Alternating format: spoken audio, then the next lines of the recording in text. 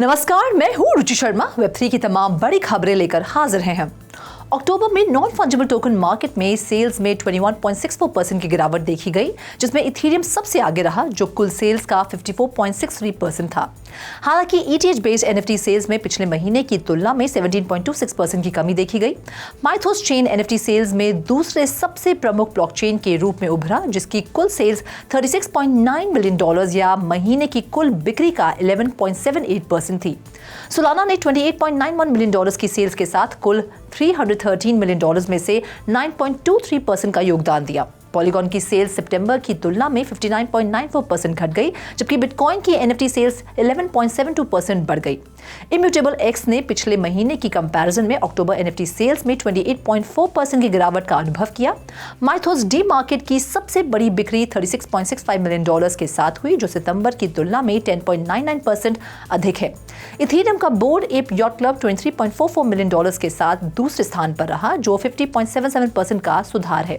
Immutable x के God's unchange ने भी सेल्स में योगदान दिया। अक्टूबर में $14.26 मिलियन की सेल्स हुई। हालांकि गॉड्स की सेल्स सितंबर की सेल्स की तुलना में अक्टूबर में 22.72% कम हो गई। बढ़ते हैं अगली खबर की ओर। ट्री हाउस एक वेब3 कंपनी जो प्रोफेशनल इन्वेस्टर्स और इंस्टीट्यूशंस के लिए डिजिटल एसेट्स डेटा को कार्रवाई योग्य इनसाइट्स में बदल रही है, ने अपने नॉन फंजिबल टोकन प्रोडक्ट की पेशकश को बढ़ावा देने के लिए ओरिजिन्स एनालिटिक्स के इंटेलेक्चुअल प्रॉपर्टी एक्विजिशन की घोषणा की। ओरिजिन्स एक enterprise grade NFT analytics platform ने 2022 में $4 मिलियन जुटाए थे। 10,000 प्लस यूजर्स की एक रोबस्ट कम्युनिटी है ये। कंपनी का software experience NFT traders protocol और गेम स्टूडियोज को इन्फॉर्म्ड डिसीजन लेने में सक्षम बनाने के लिए on end of chain data दोनों का उपयोग करता है। ओरिजिन्स की फाउंडिंग टीम अपने प्रोडक्ट सूट में ओरिजिन्स की टेक्नोलॉजी को इंटीग्रेट करने के लिए ट्री हाउस में शामिल होगी, जो यूजर्स को alpha stream, NFT analytics bots और NFT वॉलेट प्रोफाइलिंग API जैसे टूल्स प्रदान करेगी। ये उपकरण हाइपोरियन यूजर्स को NFT trading volumes, social sentiment और होल्डर बिहेवियर का विश्लेषण करने में मदद करेंगे, जिससे बेहतर NFT ट्रेडिंग और कलेक्टर डिसीजंस लेने में मदद मिलेगी। यह एक्विजिशन बेयर मार्केट और स्पेस में बढ़ते कंसोलिडेशन के बीच हुआ है, जो कि वेब3 एनालिटिक्स के प्रति ट्री हाउस की कमिटमेंट का एक प्रमाण है। फर्म ने आखिरी बार 2021 में अपने स्पीड राउंड में light speed, Mass Mutual, Binance, Mirana, Lead Block, Jump, GSR, Wintermute और अन्य लीडिंग वेंचर कैपिटल्स और स्ट्रेटेजिक इन्वेस्टर्स से $18 मिलियन जुटाए थे। एक मजबूत बैलेंस शीट के साथ कंपनी वर्तमान में the most comprehensive digital asset analytics platform बनने के अपने मिशन में मर्जर्स और एक्विजिशंस की अपॉर्चुनिटीज का असेसमेंट कर रही है। बाकी अहम खबरों के लिए करते हैं विशाखा का रुख। दुबई के क्राउन प्रिंस और the executive council of Dubai के chairman Sheikh Hamdan bin Mohammed bin Rashid Al Maktoum ने Dubai programme for gaming 2033 launch किया है, जिसका लक्ष्य शहर को ग्लोबल गेमिंग इंडस्ट्री में शीर्ष 10 में स्थान पर लाना है।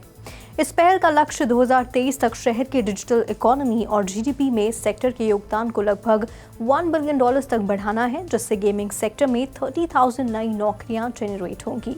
कार्यक्रम का अनावरण शेख हमदान की अध्यक्षता में future technology and digital economy के लिए हायर कमेटी की बैठक के दौरान किया गया। दुबई फ्यूचर फाउंडेशन की देखरेख में, जो UAE और दुबई की डिजिटल इकोनॉमी को मजबूत करने के लिए नेशनल स्ट्रैटेजीज के टैलेंट, कंटेंट और टेक पर ध्यान केंद्रित करेगा।